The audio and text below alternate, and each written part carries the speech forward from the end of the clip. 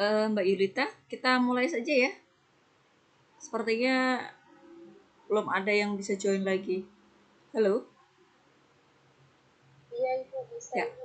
sendirian nggak apa-apa ya? Nanti barangkali yang lain nyusul nggak apa-apa. Baik, terima kasih. Kita mulai ya Mbak Yulita. Bismillahirrahmanirrahim. Assalamualaikum warahmatullahi wabarakatuh. Selamat sore Mbak Yulita.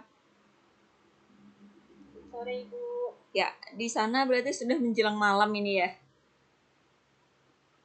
Iya Bu, sudah mau jam 5. Oh, oke, di Jayapura. Oke, sepertinya di kelas saya banyak yang dari timur untuk semester ini ya. Baik. Terima kasih Mbak Yulita atas kehadirannya. Mohon maaf karena saya baru bisa melaksanakan web gitu ya. Kemudian terkait dengan pelaksanaan mata kuliah karya ilmiah atau karil ini, mungkin Mbak Yulita sudah membaca juga mengenai bagaimana tata tertib dan juga hal-hal yang perlu dilaksanakan selama pelaksanaan tuap ini ya. Selama pelaksanaan mata kuliah karil, maaf. Nah, jadi bentuk perkuliahannya itu salah satunya adalah tuton dan juga tuweb. Tuton itu berarti tutorial online dan tuweb berarti kita melaksanakan pembelajaran secara tatap muka daring seperti ini ya. Nah, Mbak Yulita, kalau tidak salah kemarin sudah mencapai batas akhir untuk pengumpulan tugas 1 ya. Apakah sudah dikerjakan? Mbak Yulita? Sudah Ibu, tapi ada yang beberapa yang saya kurang paham. Oke. Tapi saya buat saja. Oke, ya, nggak apa-apa. Ya, baik. Untuk hari ini saya akan menjelaskan panduan umum dulu ya terkait dengan mata kuliah karil. Barangkali nanti ada hal-hal yang Mbak masih bingung, boleh nanti ditanyakan. Karena kebetulan ini hanya ada satu orang, jadi justru malah lebih leluasa nanti kalau mau bimbingan ya. Oke, baik. Saya share screen dulu. Sudah membaca panduannya yang bentuk PDF buku? Sudah Ibu. Oke.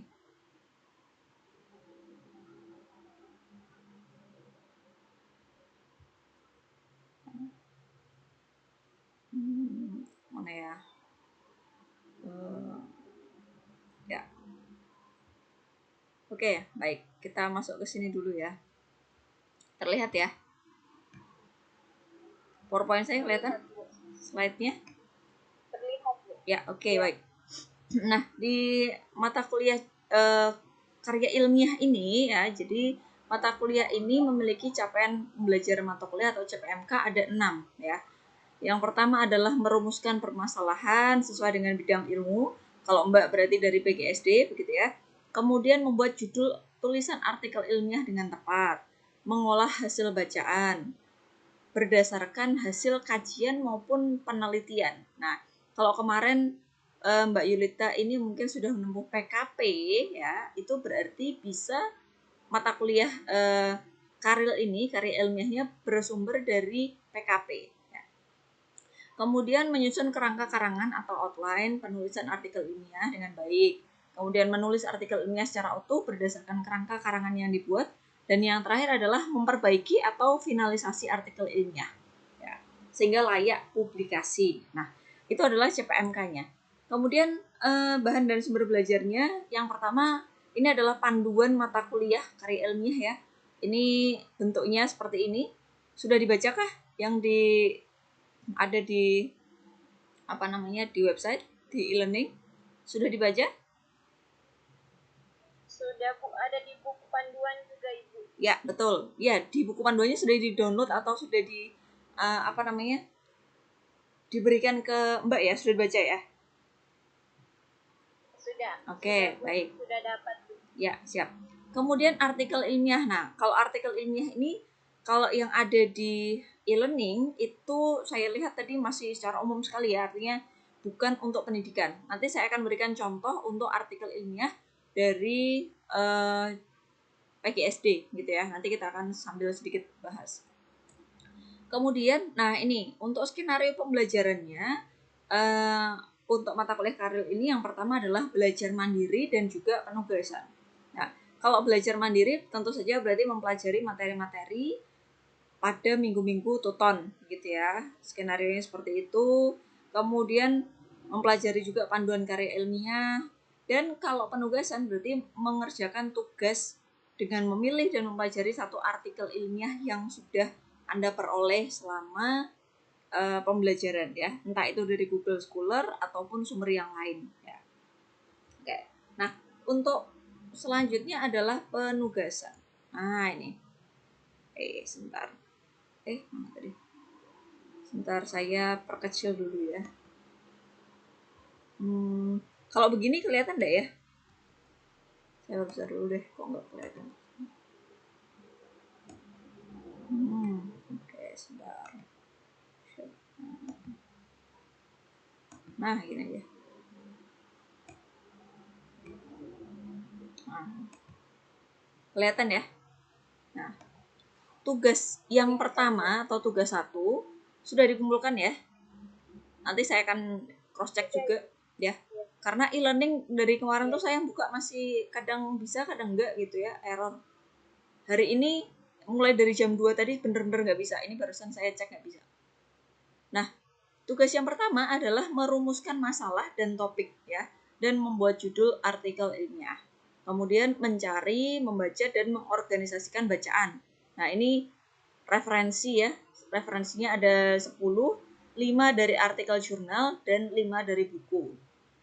Ya.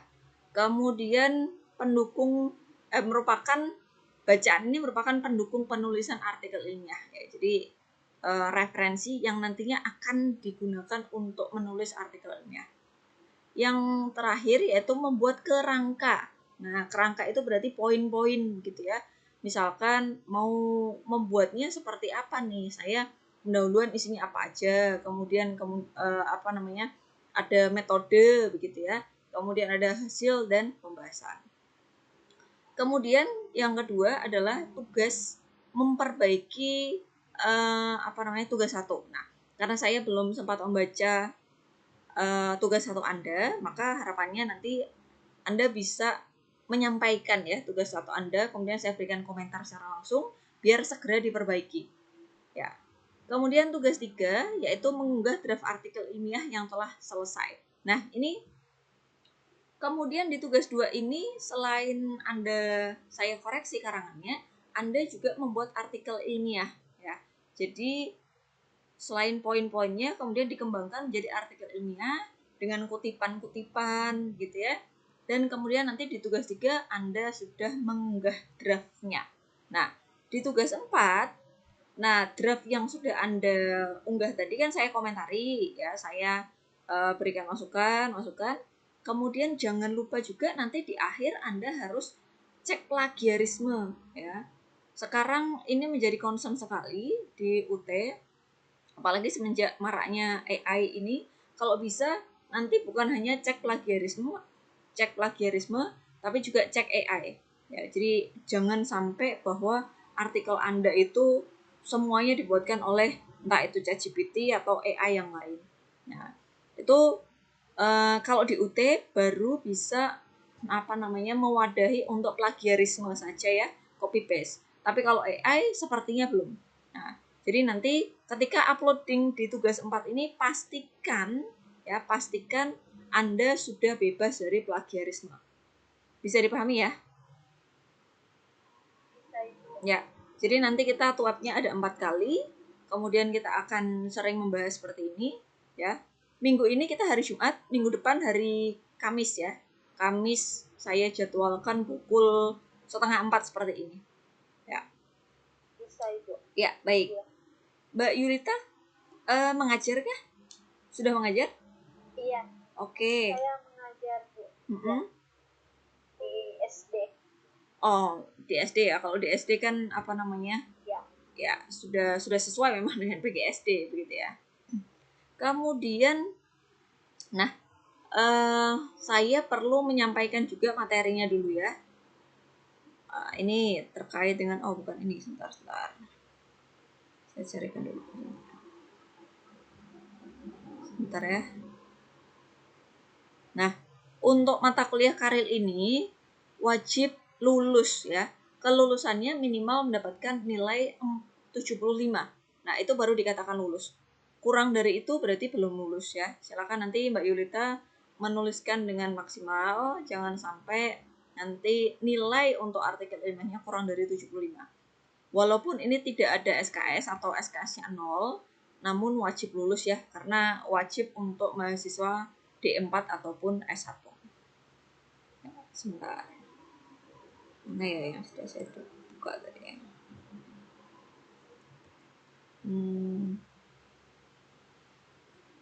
Nah, oke.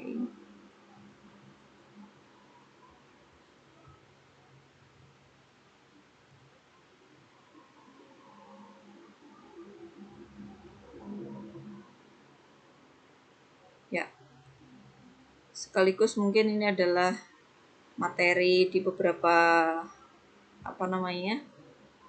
pertemuan begitu ya, atau kegiatan belajar. Saya akan sampaikan. Nih. Ya, kita kenalan dulu dengan Karil ya. Konsep dan ketentuannya seperti yang sudah saya sampaikan tadi. Kemarin apakah Mbak Yurita sudah menempuh PKP? Saat ini sementara, Bu. Oh, saat ini ya, di semester yang sama berarti? Iya. Oh, oke. Sebelumnya di semester 7 saya sudah ikuti PTK. Oh, PTK sudah. Oh, ya. Nah, boleh. Jadi untuk karya ilmiah ini boleh merupakan luaran dari PTK ataupun PKP ya. Karena kalau guru berarti kan boleh dari PTK.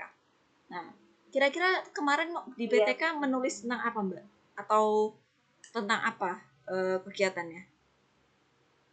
Waktu di PTK kita mengadakan penelitian, Bu. Seru kalau saya lihat-lihat dan pelajari, kayak seperti karya ilmiah juga ini. Kita buat penelitian, kemudian di situ saya buat penelitian atau masalah pembelajaran sebanyak 2 siklus. Jadi waktu ketika saya buat tugas, kebanyakan saya mengambil referensi situ, Bu. Termasuk dengan judul hampir sama, tapi ada yang saya rubah sedikit. Nah, di PTK kemarin tentang apa? Ya. PTK kemarin tentang apa? Yang judul saya kah, Bu, atau? Iya, judulnya. Ya, di situ saya membahas tentang peningkatan pemahaman operasi pembagian, Bu. Oh, matematika ya? Iya, matematika, Bu. Ya, kemudian? Atau bisakah Ibu saya bacakan judulnya? Boleh, silakan. Ya, jadi judul saya yaitu upaya meningkatkan pemahaman operasi pembagian melalui pendekatan pembelajaran kontekstual berbantuan media manipulatif pada siswa kelas 4 SD Negeri Perumnas Sumbergas. Oke, menarik judulnya sudah cukup menarik ya. Media manipulatifnya seperti apa ya? Di siklus 1 saya menggunakan seperti stick es krim untuk membuat agar bisa mereka memahami bagaimana konsep dari pembagian ini, operasi pembagian, karena kebanyakan siswa mereka hanya menghafal alur saja bagaimana cara untuk membagi, sehingga kadang ketika dikasih soal mereka tidak paham maksudnya bagaimana pembagian ini seperti itu. Jadi saya menggunakan media manipulatif yang di siklus 1 saya menggunakan media stick. Iya, dan kemudian di siklus 2 untuk perubahan pembelajaran saya menambahkan dengan kartu angka. Menarik nih. Kartu angkanya seperti apa? Mbak buat sendiri ya? Iya, buat sendiri. Ya. Seperti apa itu kartu angkanya? Agar anak-anak menghafal. Iya, Bu. Jadi seperti semacam soal itu yang saya buat yang saya bentuk menjadi kartu. Kemudian ya, tadi saya kasih soal, Bu. Kemudian anak-anak kan mereka sudah ada pemahaman yang melalui stick es krim. Jadi ketika itu saya kasih yang kartu angka, saya kasih soal, kemudian mereka mencari dengan kartu itu, Bu. Seperti itu. Oh ya, gitu. Jawabannya. Ya. Jawabannya. Oh, berarti misal seperti kamus gitu ya. Mereka kalau misalkan ini dibagi ini berapa jawabannya terus nyari gitu ya. Ada kartu ya. pakai kartu ya. Oh, oke Iya, oke ya. Kemudian nanti mereka iya. akan menghafal begitu kan? Mencoba menghafal. Em,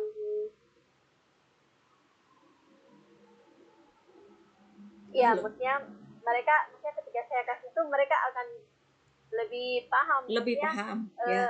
iya lebih memahami bagaimana untuk operasi pembagian ini, Mm-mm. bagaimana caranya, karena sudah di awal mereka sudah dapat dasar ketika menggunakan stick es krim. Mm-mm. Jadi kayak saya melanjutkan seperti itu Bu, Mm. tapi saya merubahnya dengan menggunakan kartu medianya agar supaya mereka lebih menarik atau Oke. mungkin iya lebih Ya.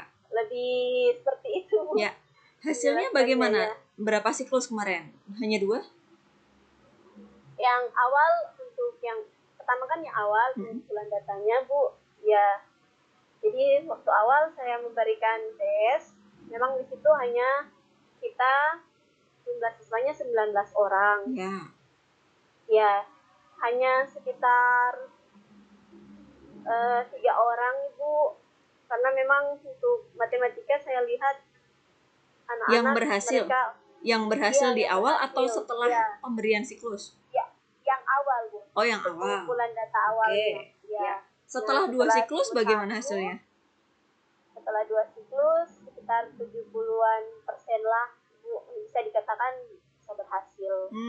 Berapa anak itu? Iya. 70-an itu.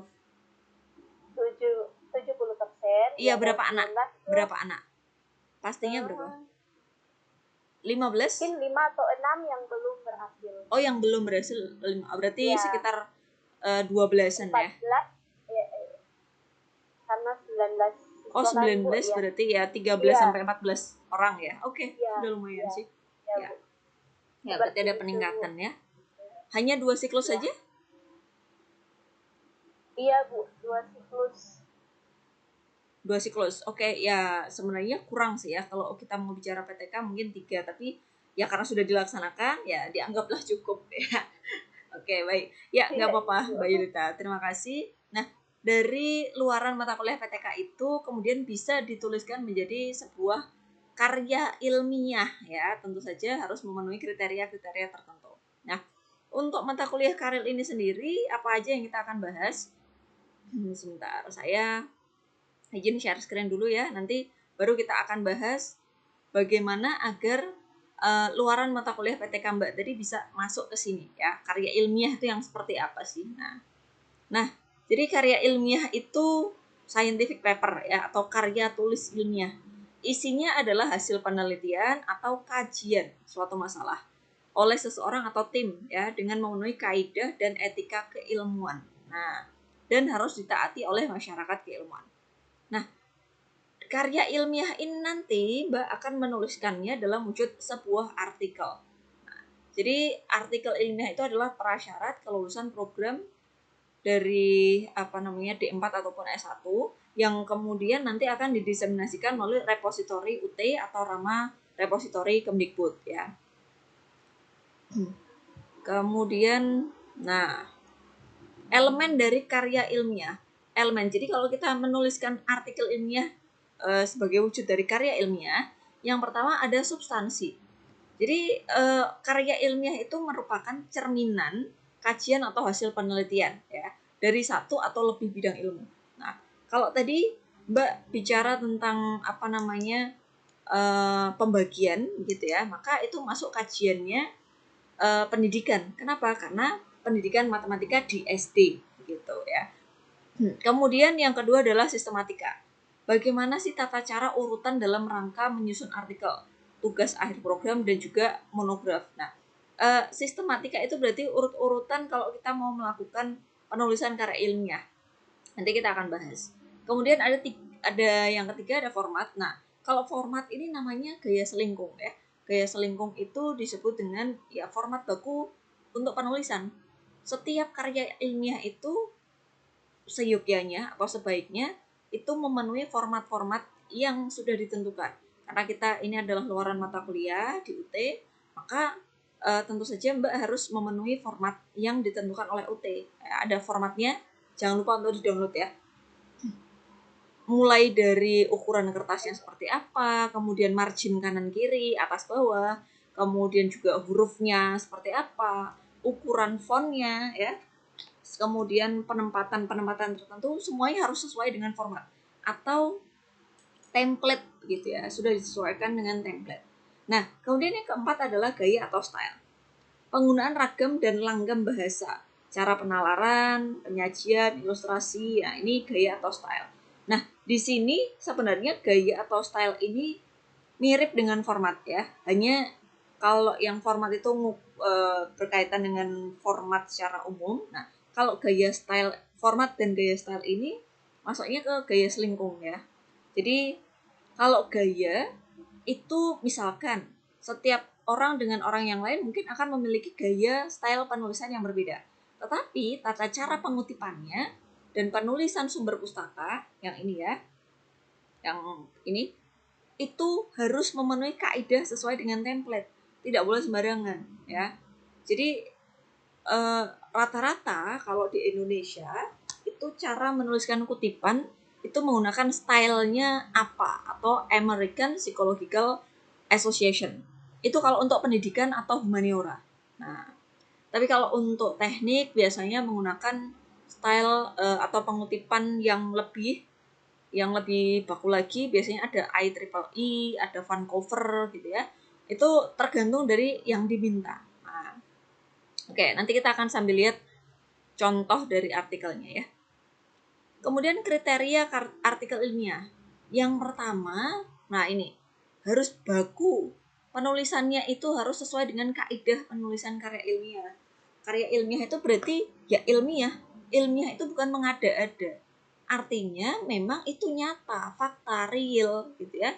Dan merupakan hasil dari entah itu Anda meneliti dan mengkaji artikel-artikel orang lain, kemudian kaji, atau Anda sudah meneliti di lapangan. Nah, data-data empirisme atau fakta lapangan itu yang kemudian Anda susun dan dituangkan menjadi sebuah karya ilmiah. Ya, jadi tidak boleh omong kosong, tidak boleh mengada-ada. Kemudian ini referensinya minimal 10, minimum banget ya 10. Nanti saya juga akan ngecek sudah 10 belum. Kalau kurang dari itu tentu saja penilaiannya berbeda ya. Skornya nanti minimal 5 artikel jurnal yang terbit dalam 5 tahun terakhir. Jadi 5 buku, 5 artikel. Kalau semuanya artikel bagaimana Bu? Lebih bagus. Nah, Mbak Yulita sudah tahu cara mencari artikel di internet? Artikel jurnal? Sudah, saya menggunakan Google Scholar. Oke. Tapi untuk buku yang saya kesulitan kemarin tuh karena kebanyakan harus ada yang dibayar, tapi saya sudah dapat yang 5. Sama 5 buku sama 5 artikel. Oke, itu minim ya. Kalau artikel jurnalnya lebih dari itu boleh kok ya. Ya, sip. Berarti sudah aman ya dengan referensi ya. Nggak ada masalah ya. Oke. Iya. Jadi Bu, izin Bu kalau menggunakan artikel semua juga bisa. Boleh. Lebih dari 5. Boleh. Oh, iya. Boleh. Ya 1-2 buku mungkin nanti terkait dengan metode ya. PTK itu seperti apa sih gitu ya. Biasanya kalau PTK itu bukunya Chemist and Taggart itu kalau PTK. Atau misalkan Sugiono. Iya. Sugiono beli aja online juga ada kok. Relatif murah sih kalau bukunya Saya sih tidak menyebut siapa saja boleh sebenarnya ya. Jadi karangan si A, B, C boleh. Yang penting memang dia relevan dengan apa yang akan kita tulis boleh. Nah, begitu ya. Oke. Nah, baik. Ya, selanjutnya bebas plagiasi. Nah, ini tadi bebas plagiasi dan tindakan tidak terpuji lainnya. Bebas plagiasi itu artinya gini. Misalkan Anda mau menuliskan bagian latar belakang. Latar belakang itu ya kalau bisa Anda hanya mengutip 1-2. Nanti kita akan belajar tentang kutipan ya. Bahwa mengutip tidak sama dengan mengcopy paste tulisan orang. Tidak boleh comot sana sini. Nggak boleh. Anda baca boleh, tetapi tidak yang kemudian Anda mengcopy paste. Copy paste itu gimana? Hanya nempelkan punya orang, diambil, dicomot, tempelkan punya kita. Nah, itu tidak boleh ya. Sangat-sangat tidak boleh. Lalu bagaimana cara menuliskannya? Ya, harus diubah dengan cara parafrase, dengan kalimat Anda sendiri. Ya, jadi dari beragam sumber baca ya, kemudian tuangkan dengan bahasa Anda. Nah, begitu. Jangan sampai juga Anda menuliskan karya orang lain tapi tidak dikutip. Nah, ini juga tidak boleh. Misalkan, saya ngambil bukunya Sugiono, satu paragraf penuh atau bahkan satu halaman utuh. Tapi di situ saya tidak tuliskan kutipan yang mengutip si Sugiono. Itu nggak boleh sama sekali. Ya, artinya plagiasi itu selain copy paste, kita juga harus menghargai karya orang lain ya dengan cara menuliskan kutipannya. Nah, nulis satu paragraf utuh dari punya orang lain aja nggak boleh, apalagi satu halaman ya. Jadi terkait dengan kutipan ini agak strict ya. Jadi terkait dengan plagiasi soalnya. Nah, tidak boleh juga mengambil hasil penelitian orang lain. Nah, misalkan Mbak Yulita itu sudah punya kakak kelas atau bahkan mungkin di internet yang mana penelitiannya tuh sama gitu ya. Mungkin secara judul sama persis dengan saya. Dengan Mbak Yulita maksudnya. Boleh nggak Bu kalau itu saya copy isinya terus aku punya saya. Nah, itu lebih lagi. Tidak boleh ya. Nah, maka nanti diwajibkan untuk uji plagiarisme itu. Nah, maksimal 25%. Kalau lebih dari itu berarti tidak lolos uji plagiarisme, saya tidak bisa menilai. Ya, harus diparafrase dulu, diubah sampai dia lolos plagiarisme. Itu untuk tugas 4 ya, wajib. Nah, artinya memang UT ini memiliki komitmen agar mahasiswa yang lulus dari mata kuliah Karil ini dia itu taat asas dan memiliki kode etik. Ini namanya etika ilmiah ya. Ketika Anda menulis atau membuat sebuah karya ilmiah, ya notabene itu adalah hasil pemikiran Anda, bukan nyomot punya orang lain atau mengaku-aku. Ya. Bu, saya itu pakai banyak referensi. Masa semua saya kutip gitu ya misalkan? Nggak masalah.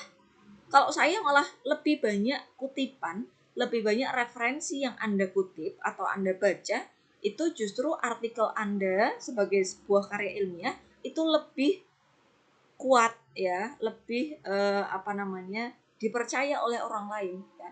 Maka semakin Anda banyak membaca, kutip sana dengan catatan dikutip ya, bukan di copy paste. Nah, beda antara mengutip dengan copy paste soalnya beda. Nah, ketika Anda semakin banyak membaca, semakin banyak mengutip, maka nanti dan ini harus bebas plagiasi ya tentu saja. Itu harapannya ketika Anda banyak mengutip itu akan membuat artikel Anda semakin kuat begitu ya. Nah, selagi dalam kajian teoritis, ya, bukan sekedar Anda ngambil hasilnya mereka terus dimasukkan ke hasil Anda, bukan begitu. Ya. Oke. Kemudian kita statusnya. Nah, status mata kuliah Karil ini sejak tahun 2022 ya. Pada semester 1, Karil merupakan mata kuliah yang berdiri sendiri. Nah, beda dengan TAP dan PKP. Kemudian tidak punya bobot SKS. Topik atau permasalahan sesuai dengan keilmuan prodi yang ditempuh. Nah, karena Mbak PGSD tadi sudah tepat ya, ngambilnya adalah pendidikan matematika untuk SD terkait dengan pembagian. Kemudian artikel ilmiah yang ditulis bersumber dari kajian pustaka atau hasil penelitian. Nah, ini nih. Kalau untuk FKIP, ya PGSD kan maksudnya FKIP ya. Artikel ilmiah dapat bersumber dari kajian pustaka atau laporan penelitian mata kuliah PKP. Nah, ini. Kalau kemarin dapat mata kuliah PKP, saat ini ya, sebenarnya boleh. Itu ditulis berbarengan boleh. Dan skor minimalnya 75 kalau pengen lulus. Nah, hanya nanti dapat keterangan lulus dan tidak lulus saja. Kalau tidak lulus berarti harus mengulang. Maka jangan sampai mengulang. Ya. Mbak, ini berarti sudah semester 8 ya? Iya, Bu. Sudah semester 8. Ya, makanya kalau bisa ya jangan sampai tidak lulus begitu ya. Ya, kalau nanti misalkan misalkan saya koreksi kok memang masih banyak yang keliru, saya kan tidak mungkin meluluskan kalau memang masih kurang bagus ya, maka harus direvisi ya. Karena ini merupakan syarat kelulusan untuk jenjang D4 maupun sarjana atau S1 ya. Oke. Ya. Dari sini mungkin untuk pengantarnya ada yang mau ditanyakan? Ya, baik Ibu. Ya. Mungkin saya mau bertanya terkait kutipan. Ya. Jadi belum saya jelaskan. Sebentar. Belum saya jelaskan. Ada materinya sendiri. Sebentar. Kutipan itu saya akan bukakan mana tadi ya.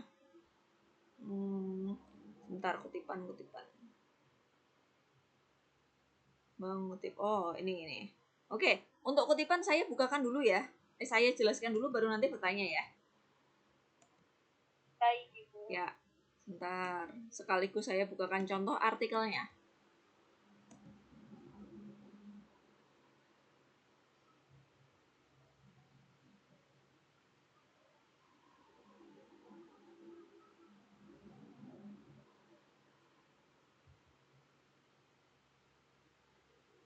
Nah, ini.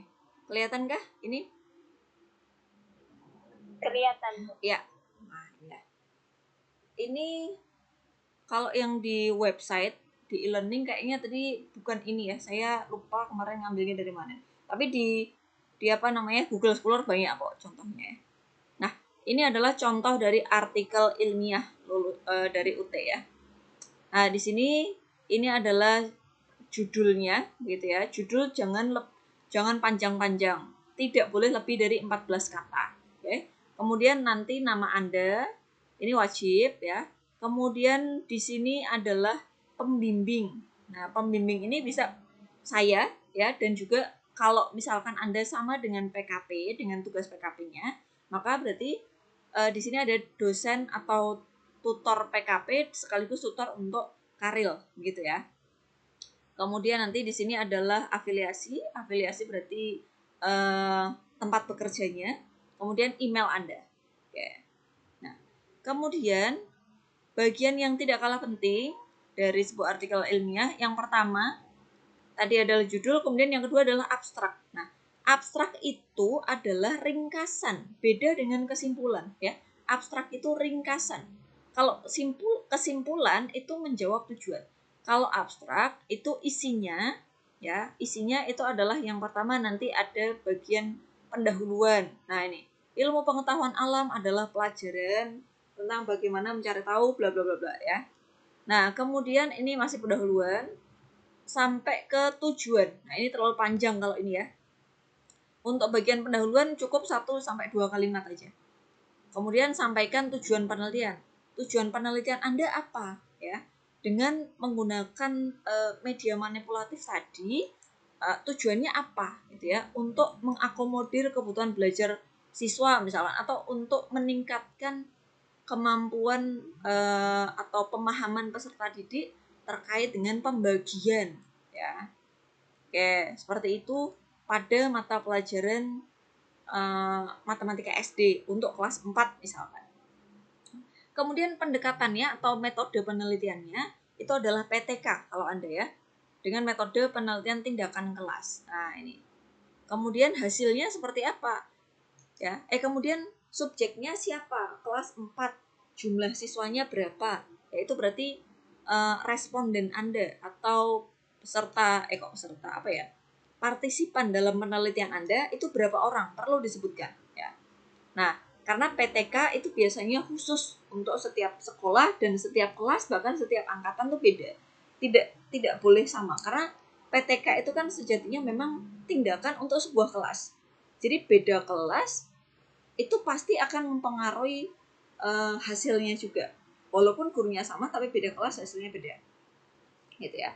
Kemudian diterapkan siapa, hasilnya bagaimana, terus kesimpulannya apa. Nah, kesimpulan itu nanti di kalimat paling terakhir ya. Kemudian ada di bawah abstrak selalu ada kata kunci, oke? Kata kunci. Nah, kata kunci ini adalah hal-hal penting yang relevan dengan penelitian Anda. Tidak melulu terkait dengan judul ya. Tapi bisa jadi ini adalah hasil belajar, kemudian IPA, ya, kemudian pembelajaran berdiferensiasi. Kalau Anda mungkin ada hasil belajar pembagian gitu ya, perkalian, matematika SD misalkan gitu. Nah, itu boleh. Atau media pembelajaran manipulatif. Nah, diurutkan sesuai abjad ya. Kalau ini adalah frase. Jadi ini H, I, dan P. Kalau Anda berarti nanti setiap penulisan kata kunci harus urut abjad. Oke. Kemudian ini ada bahasa Indonesianya, bawahnya diinggriskan ya, di translate aja. Kalau bahasa Indonesia Anda sudah rapi, ditranslate dengan Google sudah bagus kok. Ya, jadi tidak perlu tidak perlu bingung gitu. Nah, kemudian kata kuncinya juga di translate ke bahasa Inggris. Oke. Nah, ini untuk bagian selanjutnya tadi abstrak kata kunci, kemudian abstrak bahasa Inggrisnya. Nah, selanjutnya adalah pendahuluan. Pendahuluan itu memuat apa?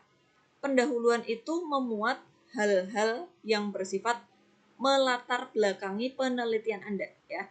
Latar belakang, urgensi atau pentingnya kenapa sih penelitian itu dilakukan gitu ya.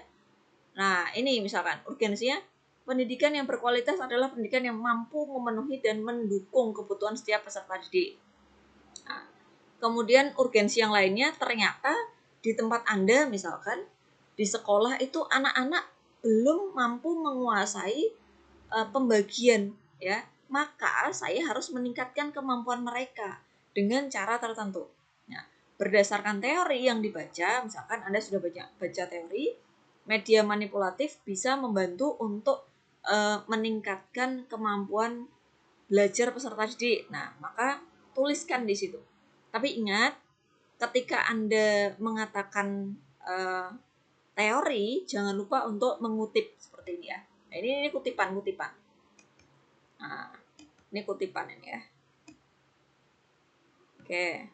Nah, kemudian ini juga kutipan nih. Nah, kutipannya nanti ada tekniknya untuk menulis kutipan. Ya. Nah, selain tadi menuliskan latar belakang, urgensi, juga bandingkan dengan teori-teori dari penelitian yang sebelumnya. Ada data tidak, ada fakta tidak yang mungkin dari penelitian sebelumnya sudah muncul. Ya, misalkan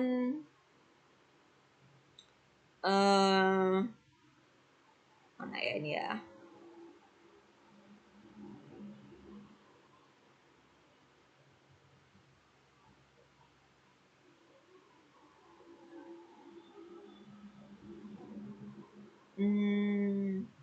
Kayaknya kalau yang ini belum ada ya. Sebentar saya cek kan. Nah, ini terlalu panjang ini pendahuluan. Pendahuluannya nggak usah terlalu panjang ya. Bagian pendahuluan itu cukup 2 halaman saja sudah cukup. Bentar. Untuk teorinya, nah kalau ini. Nah, sebenarnya ini adalah teori dari hasil mengutip, ini saya yakin ya. Tetapi dia sepertinya lupa untuk menuliskan kutipan. Nah, Anda nanti jangan sampai seperti itu ya. Kemudian membandingkan dengan penelitian yang sebelumnya. Ada nggak penelitian yang sebelumnya yang sudah menggunakan media manipulatif pada materi yang lain atau mungkin pada pokok bahasan atau bahkan pada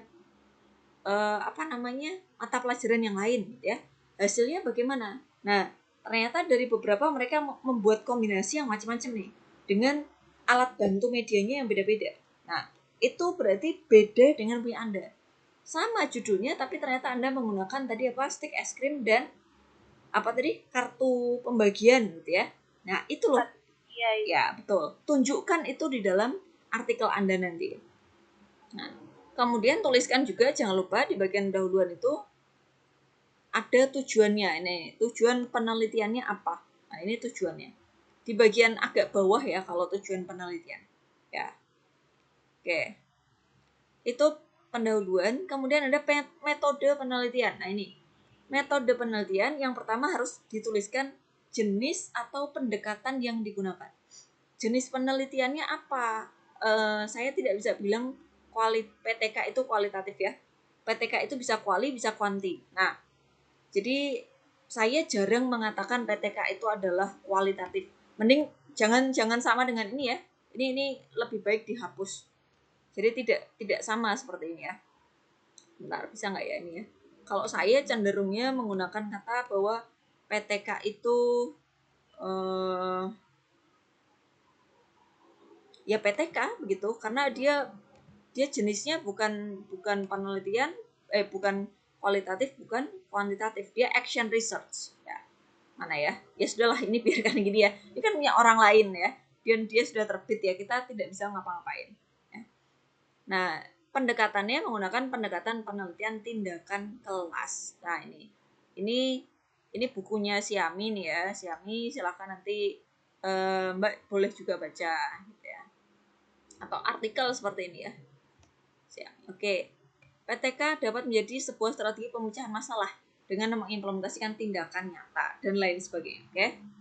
Kemudian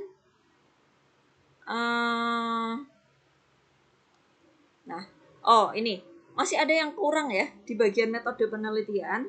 Nanti Anda boleh tuliskan siklusnya ya. Jadi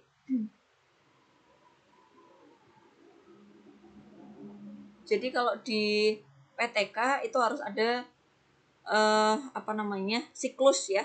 Jadi dari punya siapa Anda menggunakan siklus PTK versi siapa? Chemist, Taggart, atau punya siapa ya. Jadi nanti dibuat diagram alirnya. Oke. Flowchartnya ini nggak ada karena dia memang hanya bukan mencari perbedaan sebelum dan sesudah kalau dia ya. Tapi Anda nanti kan berbeda dengan penelitian si ini. Jadi tuliskan nanti diagram alir PTK-nya, siklus 1 ngapain, siklus 2 gitu ya. Kemudian indikator kalau berhasil ya, misalkan tadi 70% siswa berhasil ya, maka dia katakan bahwa siklus Anda sudah selesai gitu ya. Itu harus dituliskan di bagian metode penelitian. Ya. Kemudian hasil dan pembahasan. Nah, kalau kita bicara hasil dan pembahasan, maka ini sesuaikan dengan tujuan Anda penelitian ya. Kemudian di setiap siklusnya dijelaskan hasilnya bagaimana, mulai dari misalkan perencanaan apa aja yang Anda lakukan, kemudian pelaksanaan, refleksi gitu ya, sampai mulai ke perencanaan lagi sampai dengan hasil akhir evaluasi. Nah, itu dituliskan keseluruhannya di bagian hasil. Nah, sekaligus kalau Anda menulis hasil pembahasan, itu langsung digabungkan dengan mengutip dari beragam sumber. Jadi untuk mendukung hasil Anda itu, Anda boleh tambahkan kalimat-kalimat penguat begitu ya dari teori-teori yang ada, entah itu dari artikel maupun dari buku yang relevan. Oke, seperti itu ya. Saya rasa, nah ini misalkan kegiatan prasiklusnya bagaimana? Nah, ini perhitungan secara matematis. Kemarin di PTK sudah dihitung belum, Mbak? Sudah, Ibu. Sudah. Nah, boleh dituliskan ya. Ya. Seperti ini boleh nanti. Ini namanya statistika deskriptif ya. Datanya apa? Skor tertinggi, skor terendah berapa? Kemudian modus. Modusnya belum ada. Modus itu berarti skor yang paling banyak muncul ya. Rata-rata skor berapa ya. Ketuntasan belajarnya berapa. Nah, kalau di matematika untuk SD KKM-nya berapa? Kriteria ketuntasan minimalnya berapa? Kelas rendah 65, Bu. 65, oke, 65. Iya. Ya. Nah, tuliskan nanti dengan KKM atau kriteria ketuntasan minimal sekian, ternyata yang tuntas baru sekian. Itu keadaan prasiklus, berarti di awal ya. Setelah siklus 1 bagaimana? Setelah siklus 2 bagaimana? Nah, itu nanti boleh dituliskan seperti ini tabel ataupun grafik. Nah, kalau grafik nanti lebih kelihatan peningkatannya kan. Ya, lebih jelas. Ya. Dengan menggunakan Excel. Nah, dari hasil-hasil tabel seperti ini, tabel maupun ini ya, diagram seperti ini, sebentar ada nggak ini siklus 1, siklus 2, keseluruhannya ada nggak ini? Nah, boleh nih. Nah, itu boleh kemudian nanti Mbak menjelaskannya. Mana ini ya? Ya, inilah. Oh, kalau di sini dia nggak menjelaskan, dia menjelaskannya per siklus ya. Boleh nanti dibandingkan antara prasiklus, siklus 1 dan siklus 2. Ya, dibuat seperti ini, tapi ini prasiklus, siklus 1, siklus 2 gitu ya. Ada peningkatan nggak? Boleh pakai diagram batang, boleh pakai diagram garis. Bisa nggak bikin kayak gini, Mbak? Bisa Ibu. Oke, bisa ya, pakai Yang- Excel. ya. Ya, pakai Excel. Sebelumnya statistika kita sudah pernah buat juga Ibu. Oke. Buat diagram. Ya, diagram sudah. Bisa. Ya. Ya. Oke, baik. Kalau gitu berarti nggak ada masalah ya. Ya, ini adalah contoh dari artikelnya ya. Sudah ada gambaran, itu dia hasil pembahasan. Yang terakhir, sebentar. Yang terakhir adalah kesimpulan. Nah, simpulan dan saran. Simpulan itu berarti menjawab tujuan ya. Bukan Anda meringkas, beda lagi. Beda simpulan dengan abstrak. Kalau abstrak tadi bagian-bagiannya ada latar belakang, kemudian ada metode penelitian, tujuan, ada metode penelitiannya, ada hasil, sampai simpulan. Kalau simpulan berarti Anda menjawab tujuan. Nah, ini saya juga mengakui tidak semua mahasiswa itu sudah tepat gitu bikin artikel ya. Simpulan itu, kalau Anda tujuannya satu, maka simpulannya satu. Boleh lebih dari satu. Kalau tujuannya 3, minimal simpulannya 3. Ya, 3 bagian atau 3 hal. Nah, bukan bleber terlalu luas begitu. Tidak. Ya, menurut saya kurang efektif dan efisien ya ketika kita nulis simpulan seperti ini. Kemudian bawahnya ini adalah saran. Dalam pelaksanaannya guru harus optimis terhadap semua siswa. Nah, ini saran menerapkan strategi pembelajaran yang berbeda. Sebenarnya saran itu adalah saran yang bisa diberikan kepada peneliti yang nantinya akan meneliti lagi, bukan kepada gurunya. Jadi saran itu untuk penelitian berikutnya. Ya, kalau guru berarti untuk melaksanakan PTK selanjutnya. Gitu. Ya, jadi seperti itu bedanya antara simpulan dan saran. Nah, yang terakhir ucapan terima kasih tidak wajib ada sih ya, tidak wajib. Kemudian referensi. Referensi ini berarti daftar pusaka ya. Nah, Mbak bisa menggunakan Mendeley, Mbak. Ya, jadi Mendeley itu seperti ini. Iya. Sudah punya aplikasinya kan Mendeley? Ibu. Ya. Izin Bu, saya sudah gunakan Bu karena kemarin saya coba-coba cari referensi Betul? di TikTok di mana saya sudah gunakan Mendeley. Sudah. Bagus, ya, bagus. Sudah Ibu. Sip. Ya. Oke, baik. Ya. Nah, sebentar. Mendeley seperti ini. Saya pakai 2 versi, tapi yang sekarang saya pakai yang Reference Manager. Anda yang diinstal, yang desktop atau yang Reference Manager harus online? Kayaknya dua-dua Bu, saya install. Oh, dua-duanya? Iya. Pilih satu aja ya nanti ya. Karena kalau dua-duanya nggak bisa. Iya. Kadang desktop kayaknya. Oh, yang desktop. Ya. Oh ya. Oke.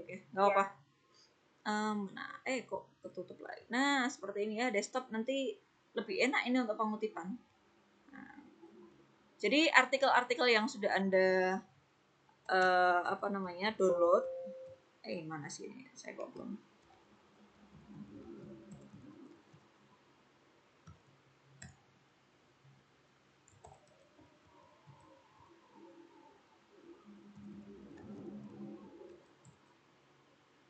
Kok nggak mau?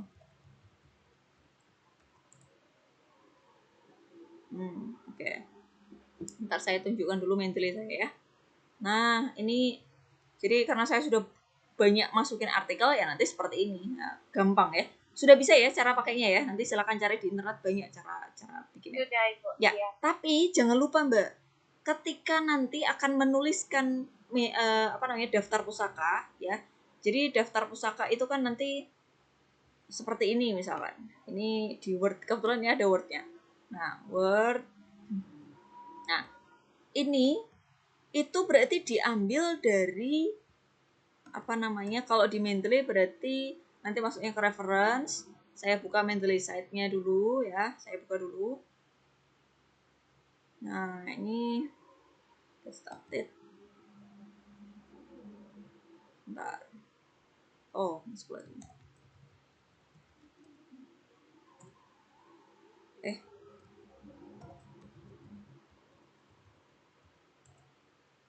Loh, kok nggak mau?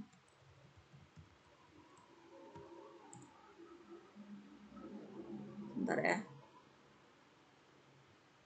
Nah, ini dia lagi loading. Nah, jadi kalau misalkan saya akan inputkan misalkan ini ya. Saya hanya contohkan ya. Contohkan. Nah, ini misalkan artikelnya si ini Irianti ini, Youth National bla bla bla bla. Saya insert citation, oke. Nah, di sini saya gunakan apa? Stylenya apa? Stylenya apa? Nah, ini station settingnya. Ini pakainya bukan Vancouver, tapi sebentar.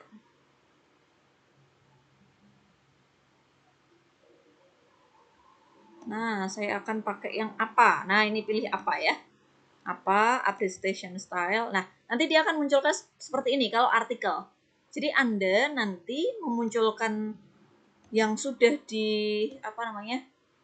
dikutip itu, nanti munculkan di sini di daftar pusaka. Saya akan insert. Nah, ini di sini titik 3 ini insert bibliografi. Oke. Continue. Nah, seperti ini ya, Mbak. Nah, Iya, Bu. Iya. oke. Nah, tapi perhatikan apakah data yang diberikan ini udah lengkap belum? Kok kayaknya belum? Maka di bagian metadata di sini harus diperbaiki. Siapa tadi bukunya? Misalkan si Irianti ya, saya akan cari punya Irianti di saya Irianti. Punya siapa sih tadi? Irayanti kok Irianti. Oh.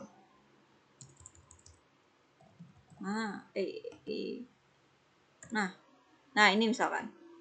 Saya akan baca dulu, di read. Harus lengkap. Ini apa sih? Oh, ini artikel jurnal. Kalau artikel jurnal, ya, ini reportnya yang bagian ini kita change. Karena dia dianggap sebagai hasil penelitian. Saya akan ganti menjadi jurnal artikel. Oke. Nah, ini adalah judulnya sudah jelas. Autornya siapa saja? Oh, hanya satu orang. Oke. Nanti kalau ada 5 ya masukin semua ya. Pastikan sudah sesuai. Year-nya tahun 2000 berapa nih ya? 2021 atau 2022 nih. Nah, ini 2022. Kemudian nah, jurnalnya namanya apa? Ternyata belum masuk. Itu penting ya. Nah, ini judul jurnalnya di sini Annual Civic Education Conference. Bukan yang atas ding, maaf. Advance in Social Science Education and Humanities Research. Nah, ini ya. Kemudian isunya. Isu itu nomor ya. Kalau ini tidak ada nomornya karena hanya volume. Volumenya berapa? Volumenya 636. Oke. Nah, itu harus dimasukkan ya.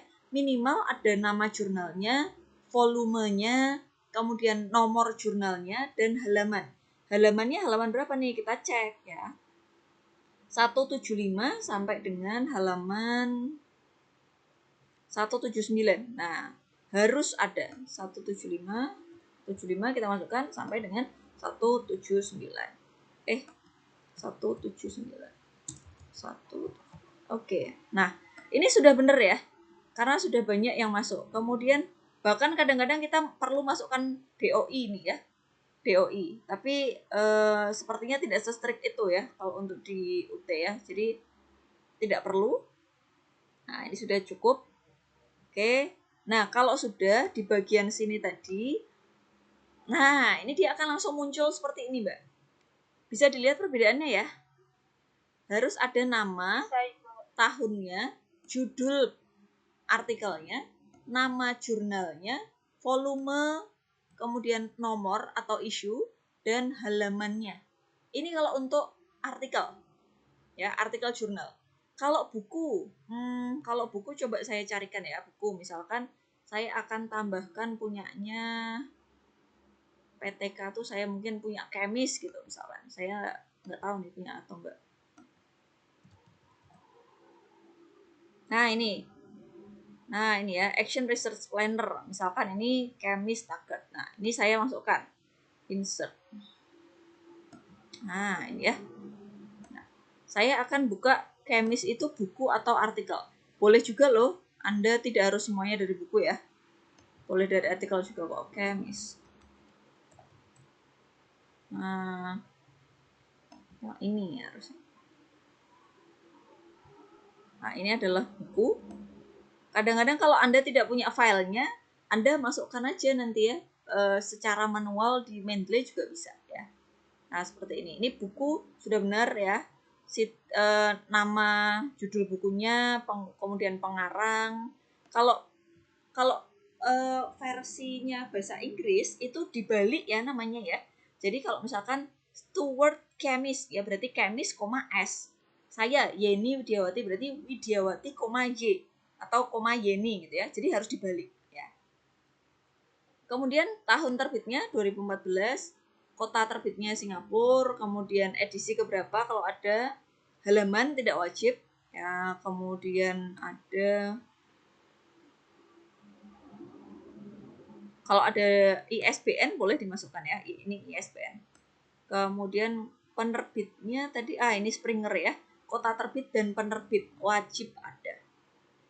Nah, baru kemudian nanti kalau sudah saya masukkan seperti itu, saya akan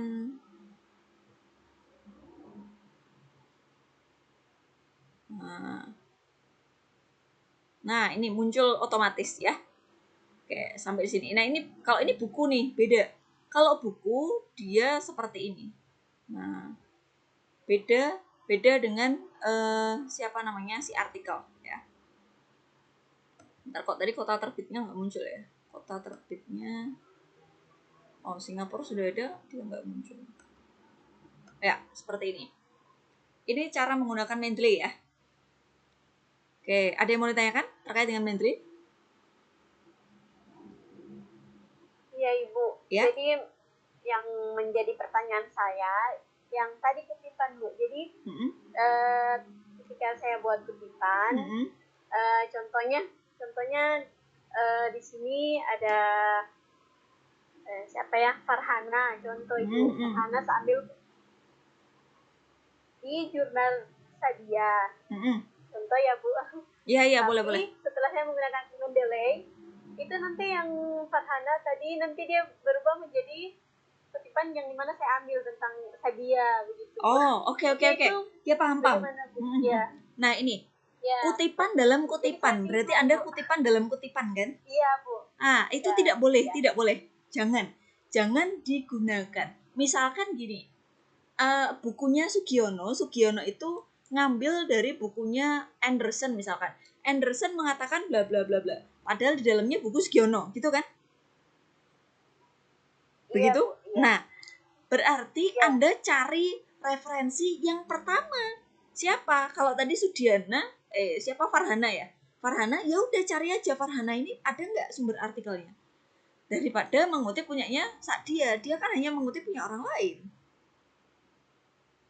Bisa dipahami ya? Jadi kutipan yang pertama, Bu. Betul. Jangan mengutip dalam kutipan. Nanti dalam. Karena saya kalau yang seperti itu nggak efektif. Kenapa? Karena kalau kutipan dalam kutipan itu Anda tidak bisa memastikan benar nggak sih yang dia kutip gitu. Kadang-kadang saya itu ada juga beberapa kali sudah pernah ngoreksi skripsi mahasiswa ataupun juga tugas artikel ilmiah seperti ini. Ternyata saya cek, kadang mungkin saya punya bukunya atau artikelnya, tidak ada yang dimaksud, yang dikutip tuh nggak ada wujudnya. Paham nggak? Misalkan Farhana mengatakan A, B, C, D, E di dalam Sadia. Ya, berarti si Sadia tuh mengutipnya ini Farhana kan ya. Ternyata saya buka bukunya si Farhana langsung, nggak ada itu ngomong A, B, C, D, itu nggak ada. Nah, kadang-kadang disitulah pentingnya saya harus mendapatkan sumber yang paling utama, sumber yang terpercaya atau kredibel. Karena kalau tidak ya abal-abal gitu. Begitu ya Mbak ya. Jadi ngutip itu boleh, tapi kalau ngutip kemudian ngasal ngutip sembarang artikel kita kutip, nah itu kurang etis juga. Maka ketika kita mengutip pun juga kita harus memastikan bahwa apa yang kita baca dari sebuah artikel itu dia bisa dipertanggungjawabkan kebenaran atau isinya. Nah, Anda tidak boleh menggunakan referensi dari blog. Kenapa? Karena blog pribadi itu isinya tidak bisa dipertanggungjawabkan. Atau misalkan di medsos ya, secara ilmiah mungkin mereka itu keliru karena cuma asal ambil sana sini, belum melalui proses yang namanya review. Ya, asal ngomong bisa jadi. Tapi kalau kita sudah dari artikel atau buku yang notabene mereka direview gitu ya oleh pakar, maka itu akan lebih valid atau reliable gitu. Ya, begitu ya. Iya, Ibu. Ya, Baik. oke, baik. Jadi, ya. Bagaimana? Jadi saya Bu yang tugas itu yang tentang referensi yang di tugas 2 kalau tugas pertama. Jadi mungkin itu yang ada kebingungan Bu. Mungkin nanti saya tunggu koreksi dari Ibu saja biar ya, saya boleh. mana ya Bu. Karena kalau standar Ibu mungkin saya ada kesalahan itu. Ya, nggak apa-apa. Ya, nggak apa-apa. Karena ini tidak akumulasi ya, yang penting nanti di akhir baru saya berikan nilai. Kalau yang 1-2 itu kan baru saya memberikan komentar aja. Nggak masalah kalau untuk karya ya. Yang penting saya tahu, oh itu salahnya. Anda perlu revisi begitu. Begitu ya. Oke. Iya, Ibu. Iya. Saya akan jelaskan sedikit bagaimana caranya pengutipan biar lebih paham. Sebentar. Mana tadi ya? Mengutip. Nah, ini nih. Mengutip. Nah, kalau kita bicara tentang kutipan, ya, itu adalah pernyataan, gagasan, pendapat, pemikiran atau temuan ahli atau orang lain yang kemudian digunakan untuk membandingkan, memperkuat atau menolak pendapat, gagasan gitu ya. Contohnya, nah ini adalah kutipan. Pemahaman bahwa pembelajaran online adalah bla bla bla bla bla, kemudian di bawahnya diberikan kutipan. Nah, jadi kutipan itu bisa per paragraf 1 seperti ini. Kalau saya kecenderungannya setiap kalimat saya berikan kutipan kalau memang memungkinkan ya. Tapi kadang-kadang memang bahkan kutipannya nggak cuma dari satu sumber. Kadang bisa dalam satu paragraf tuh kutipannya banyak sekali gitu ya. Artinya saya sudah membaca banyak sekali referensi terkait. Nah, itu akan lebih membuat kuat artikel Anda. Ya, jadi kalau satu paragraf atau 2 paragraf cuma satu, nah itu kurang meyakinkan. Nah, teknik mengutip itu ada 2, kutipan langsung dan tak langsung. Kalau tidak langsung, itu berarti sumber kutipan dan mengungkapkannya dengan rumusan bahasa Anda sendiri, ya, di parafrase atau menghilangkan bagian kalimat atau penjelasan yang tidak penting.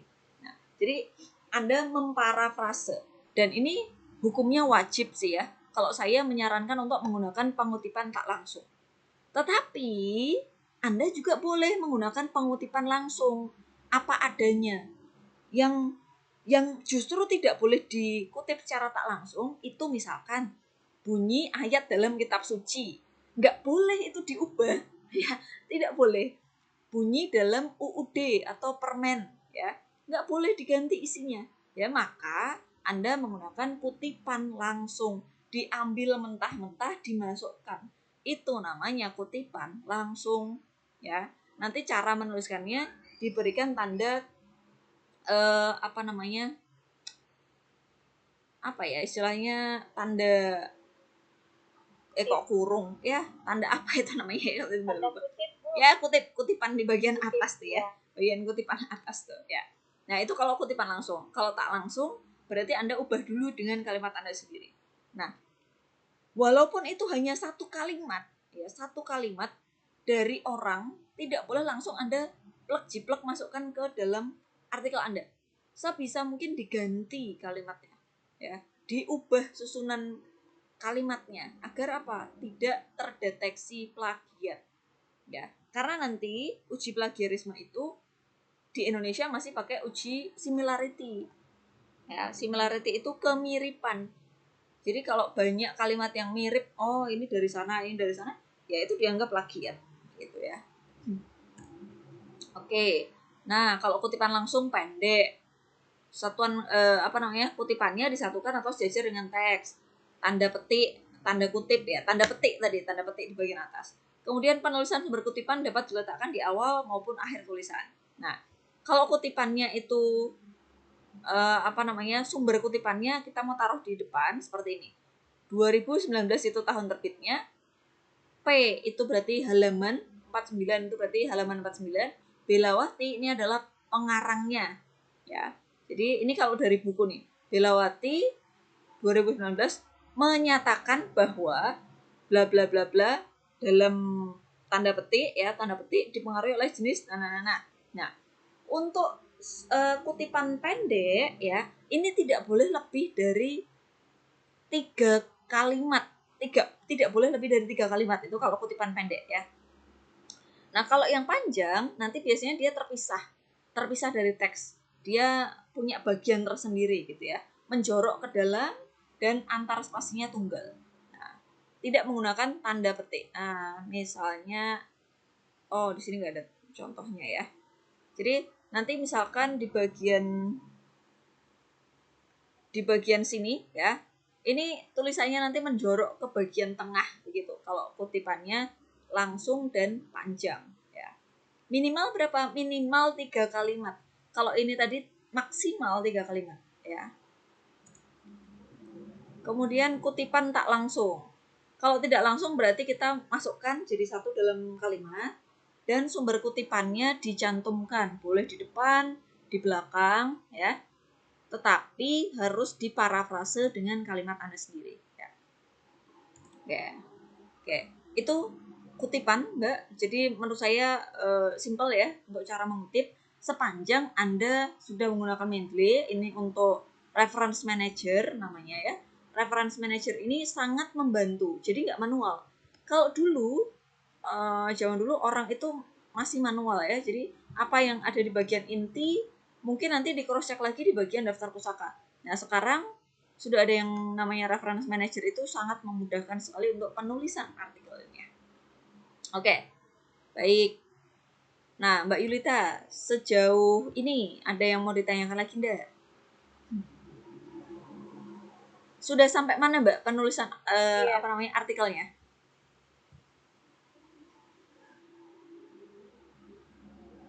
Tugas 2 sudah? Iya, yang tugas 2 itu Bu, yang itu kan yang kutipan langsung sama tidak langsung Bu. Iya, tapi di situ yang seperti tadi saya tanyakan ke Ibu karena saya masih agak bingung yang awal-awal tentang kutipan.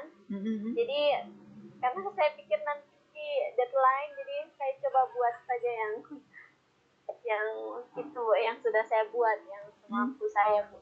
Nggak apa-apa. Nanti masih dikoreksi lagi ya, nggak apa-apa.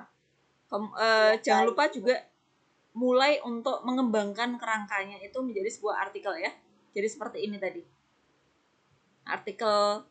Contoh artikelnya seperti ini. Bagian-bagiannya sebenarnya nggak ada template sih. Tidak ada template ya.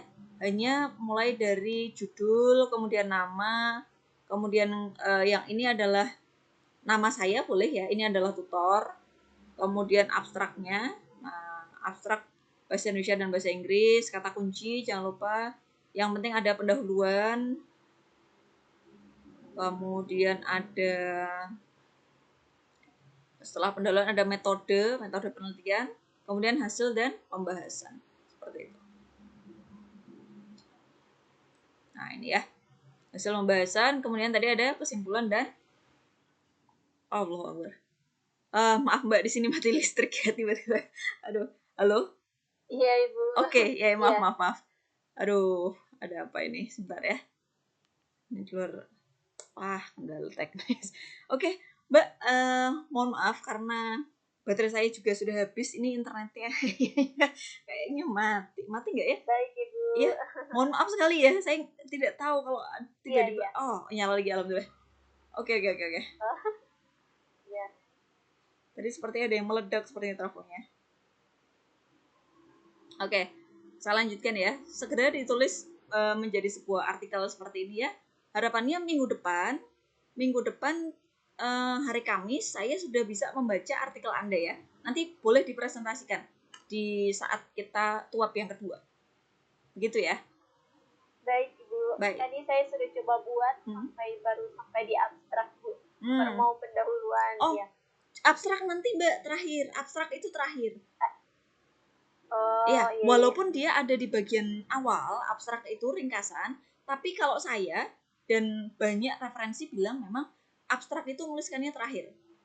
Jadi Anda mulai dari pendahuluan dulu, judul, kemudian nama, kemudian identitas itu ya, kemudian pendahuluan, kemudian ada metode, hasil dan bahasan, simpulan dan saran, daftar pustaka, baru ke abstrak. Jadi kebalik gitu ya. Tapi memang begitu. Abstrak itu tidak boleh di awal. Ya. Oke, begitu ya. Bisa ya? Baik. Oke, baik. Terima kasih. Ya, ini saya rekam. Nanti saya juga akan uploadkan di YouTube saya. Semoga tidak ada masalah. Kemudian saya akan kirimkan melalui grup WhatsApp maupun juga saya letakkan di e-learning. Ya. Baik. Apakah masih ada yang mau dibahas lagi, Mbak Yulita? Ibu bisa satu lagi Bu, saya mau bertanya. Silakan, boleh. Ibu. Jadi untuk terkait artikel Bu, terkait kutipan, kan tadi dibilang minimal 10 tahun ya Bu.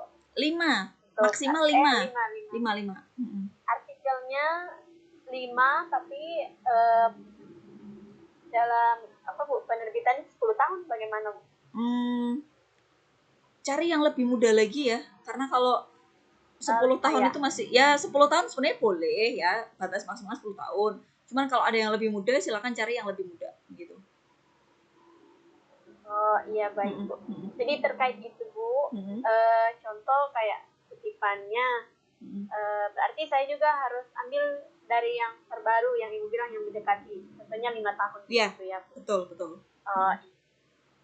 Ya. Baru karena buku saya agak kesusahan Bu, tidak apa-apa kalau saya menggunakan mungkin lebih banyak artikel. Oh, nggak apa-apa, justru lebih bagus. Ada 1-2 buku. Ada 1-2 buku yang saya gunakan Bu. Kadang-kadang di internet itu ada yang menyediakan buku online memang ya. Jadi silahkan boleh di-download begitu. Kalau ada penulis kadang mereka baik hati itu ngupload di web gitu. Dengan cuma-cuma. Silakan. Nanti cara nyarinya begini, kalau di internet pengen nyari buku itu berarti misalkan Anda mencari penelitian tindakan kelas buku penelitian tindakan kelas .pdf. Nah, nanti yang keluar itu PDF semua. Biasanya entah itu modul, entah itu LKS, buku gitu ya. Itu akan keluar semua tuh. Baik, Ibu. Ya. Oke. Baik. Begitu, ada lagi? Sampai situ saja, Ibu. Oke, baik. Terima kasih Mbak Yulita atas kehadirannya pada sore hari ini. Kita jumpa lagi hari Kamis minggu depan ya, tanggal 15. Jamnya masih sama, pukul 15.30 WIB atau berarti 17.30 WIT ya, WIT. Oke, baik. WIT. Oke. Baik, terima kasih. Saya akhiri untuk pertemuan kita hari ini. Mohon maaf tidak sampai 2 jam karena hanya 1 orang saja yang hadir ya. Jadi kita tidak melakukan diskusi yang panjang begitu. Kalau lebih dari 5 orang biasanya kan banyak yang dibahas tuh. Jadi kita bisa membahasanya agak lama memang. Ya. Oke, baik, terima kasih. Kita akhiri untuk pertemuan kita kali ini. Kurang lebihnya mohon maaf. Wabillahi taufiq wal hidayah. Wassalamualaikum warahmatullahi wabarakatuh. Selamat sore atau sudah malam di situ ya, Mbak. Mbak Yulita, selamat malam. Sudah malam ya. Baik. Di sini juga menjelang malam ya. Selamat malam. Saya matikan ya. Sebentar, saya Mbak, mohon maaf boleh dinyalakan kameranya dulu. Saya screenshot untuk bukti kehadiran. Ya, silakan. Ya, oke, sebentar.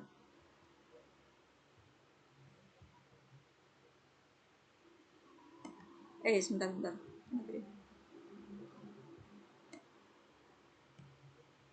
Oke, sebentar ya, saya coba masukkan. Oh ya, sudah. Oke, baik. Ya, baik. Terima kasih Mbak Yulita. Selamat malam sampai berakhir pekan. Ini liburnya panjang sekali soalnya. Iya, terima kasih Bu. Iya, Selamat malam. Selamat malam.